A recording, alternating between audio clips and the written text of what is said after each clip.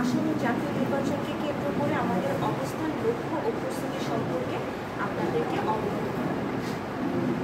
আপনারা জানেন যে আমাদের শেরপুর জেলা বাংলাদেশের জন্য একটি অত্যন্ত গুরুত্বপূর্ণ একটা অঞ্চল, কিন্তু এই অঞ্চলের জনগণ একদম সুবিধা বঞ্চিত, উন্নয়ন বঞ্চিত এবং খুব অবহেলিত।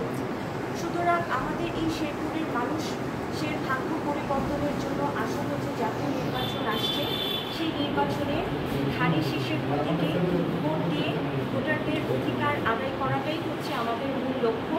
আমি বিশ্বাসী যে আমাদের আগামী রাষ্ট্রনায়ক জনাব তারেক রহমান সাহেব বাংলাদেশের প্রধানমন্ত্রী হবেন, এবং তিনি যদি বাংলাদেশের প্রধানমন্ত্রী হন আর আমাদের শেরপুর সদর গত 43 বছরের মতন এবারও যদি ধানের শীষের প্রতীক নিয়ে আসে এবং আসার পরেও যদি জাতীয় সংসদে স্থান না পায়, তাহলে এর থেকে শেরপুরের মানুষের জন্য দুর্ভাগ্য আর কিছু হতে পারে না।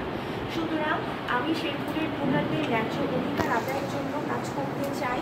আমাদের প্রার্থী যেই দেখ না কেন, আমরা তার হয়েই কাজ করব।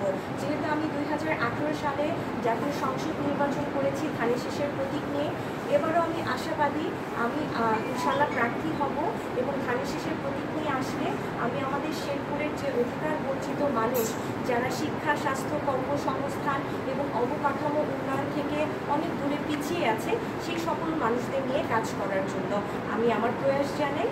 এবং আমার শেরপুরের যে আপনারা জানেন 41 সদস্য বিশিষ্ট নবগঠিত কমিটি হয়েছে, এই কমিটিতে যারা স্থান পেয়েছেন আমি তাদের সাথে অবশ্যই কাজ করব এই কমিটির একজন যুগ্ম আহ্বায়ক হিসেবে। এবং যারা এই কমিটিতে স্থান পাননি কিন্তু তারা অবশ্যই জিয়ার সৈনিক, আমি তাদের সাথেও কাজ করতে চাই।